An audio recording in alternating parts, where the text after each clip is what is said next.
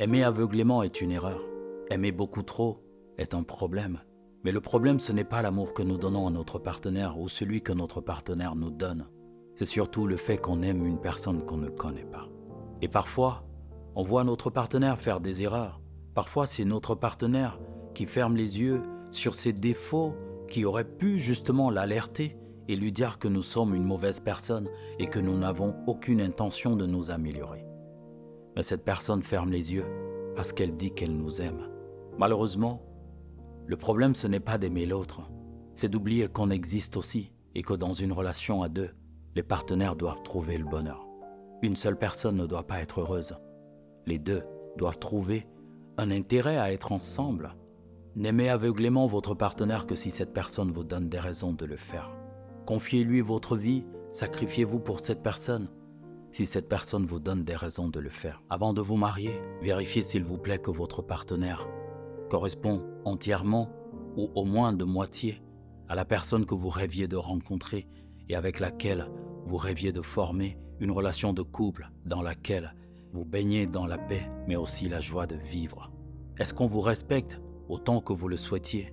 Est-ce qu'on vous accorde autant d'attention? Est-ce qu'on est présent à vos côtés quand vous avez besoin de cette personne? Est-ce que vos discussions sont au moins agréables la plupart du temps? Ne cherchez pas la perfection parce que vous avez toute la vie de couple pour continuer à vous améliorer. Mais vous devez avoir un minimum. Vous ne devez pas seulement vérifier que votre partenaire est à la hauteur de vos attentes. Vous devez aussi vérifier en posant la question à cette personne, en l'encourageant à être sincère avec vous, si vous êtes à la hauteur de ses attentes. Vous avez besoin d'une personne qui fera ses erreurs, mais surtout qui pensera par elle-même, et non d'une personne qui sera influencée par l'extérieur, parce que l'extérieur ne vous connaît pas. Tout comme nous aussi, nous n'avons pas besoin de laisser l'extérieur diriger notre relation de couple. Nous n'aurions pas aimé ni supporté que notre partenaire le fasse. Donc il est important de penser par nous-mêmes. Faisons autant d'erreurs que nous le souhaitons, mais que ce soit nos erreurs, et pas les erreurs de nos parents à travers nous. Si votre partenaire passe son temps à être sous l'influence de sa famille, alors attirez son attention. Montrez-lui les conséquences. Et si après de nombreuses tentatives, vous voyez que ce sont vos beaux-parents, ou alors vos beaux-frères, vos belles-sœurs, ou même les amis qui dirigent votre vie de couple, alors dites-vous que vous ne vivez pas avec une grande personne. Vous vivez soit avec un enfant, soit avec une marionnette. Le problème quand nous continuons avec un défaut, c'est que nous créons un autre problème.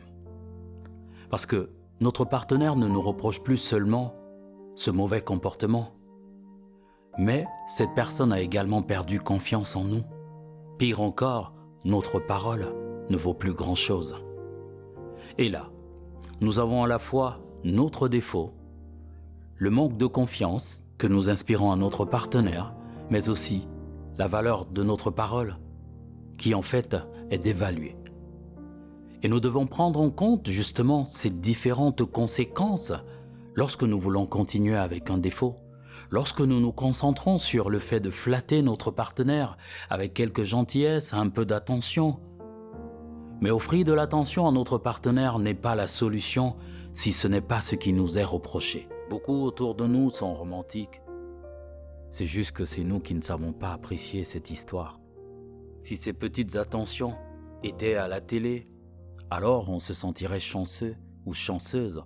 On apprécierait mieux tous ces petits gestes, ces petits sourires, ces petits sacrifices.